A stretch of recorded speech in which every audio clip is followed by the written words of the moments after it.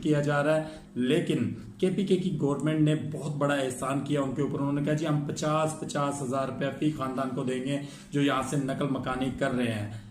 Ali mean Gandapur साहब से एक सवाल बनता है कि आपका 50 करोड़ से कुछ नहीं बनता, तो आप एक फैमिली के लिए 50,000 की जो ग्रांट दे रहे हैं वो देकर आप कैसे सुरखरू हो सकते हैं और कैसे इस मुंह के साथ दोबारा आप लोगों से वोट मांगने के लिए जाएंगे।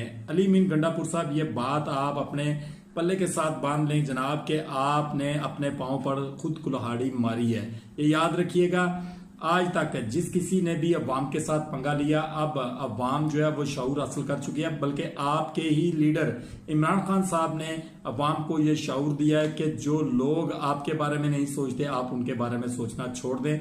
नेक्स्ट टाइम, इस टाइम तो आप वजीर आला बन गए केपीके के, नेक्स्ट टाइम आपको वजीर आला शिप नहीं दी जाएगी। ना ही इमरान खान साहब इस चीज को रिकमेंड करेंगे और ना ही यहाँ की अवाम आपको रिकमेंड करेगी। ये हो